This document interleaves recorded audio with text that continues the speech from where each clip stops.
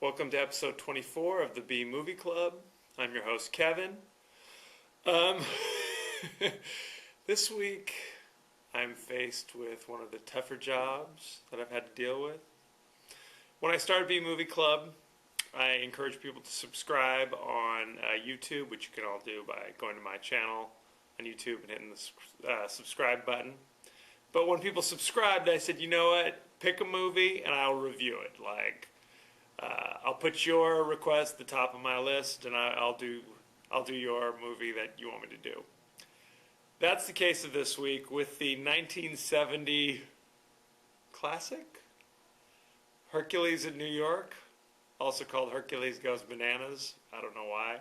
Starring Arnold Schwarzenegger in his debut role.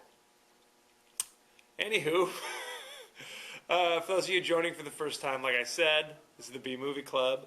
It's like a book club. You send in your suggestions. I'll pick a movie. You can watch it on Netflix streaming instantly. You can rent it from somewhere else, Redbox, whatever. Or if you happen to have it, watch it. Send in your questions, comments, favorite scenes, favorite quotes, and I'll discuss it on the show.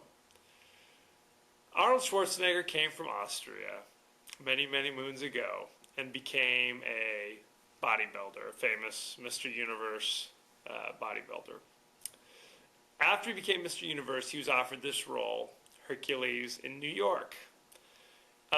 He was not a household name, as you might imagine. So he's not even credited as Arnold Schwarzenegger in this movie. He's credited as Arnold Strong, Mr. Universe. So there you go. His accent was considered so unintelligible at the time that they went back and redubbed a totally different voice. Instead of his normal crazy Austrian accent, it's like, I don't know, basically Gregory Peck stepped in, it sounds like, and redubbed it. It's like this deep, I am Hercules kind of thing. More recently, they've re-released it where they've used his regular voice. I went back and listened to it, figuring, hey, he must have just stepped off the boat. His accent must have been horrible. No more horrible than it is today, frankly. It sounds exactly the same. Good times. I often wonder, it's like he's been in this country for, 50 years, give or take. No attempt to kind of, work on your diction a little bit, especially as an actor. I don't know if that's just part of his shtick. It's like, hey, I've got a crazy Austrian accent.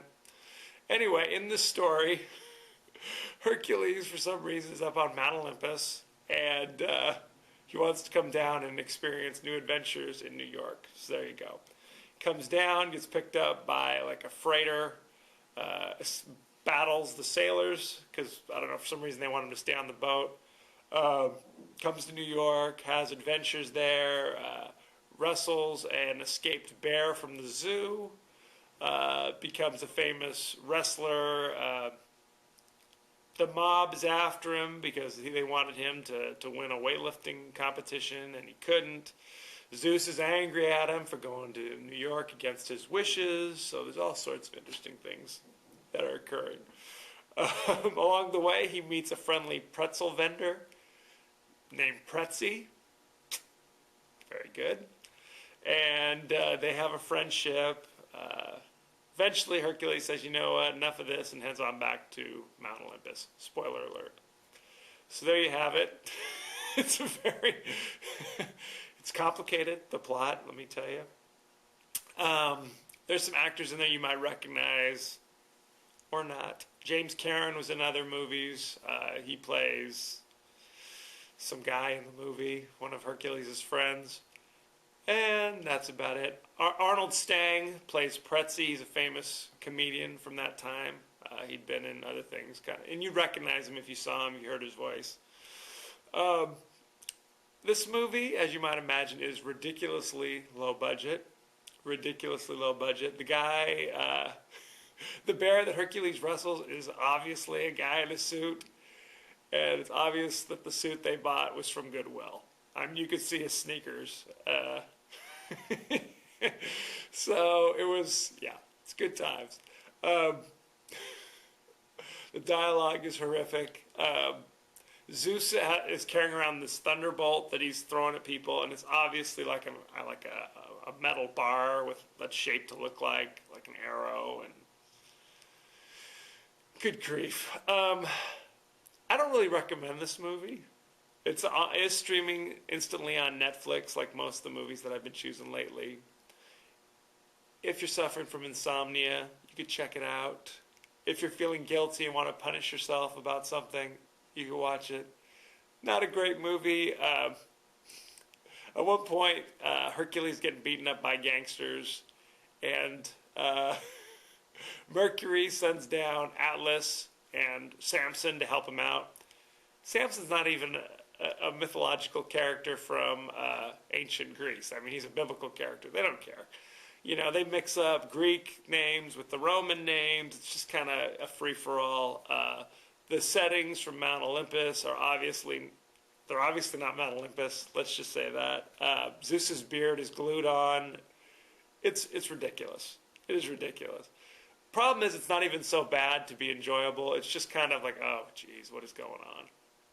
Anyway, so that's Hercules in New York. Shockingly enough, Rotten Tomatoes gave it 20% fresh, and I think that's pretty, 20% fresh, 20% rotten, I should say, and that's pretty generous, to say the least. Bridger, this one's for you. You're the one who requested it, and you got it. It was not a labor of love, let me tell you. So there you have it. As you know, what I like to do is I'll put up, we'll pick a movie, and then during the week I will post like the trailer for the movie. Usually the movie will be available streaming instantly on Netflix. Send me any questions, comments, quotes, favorite scenes, and I'll talk about them on the show.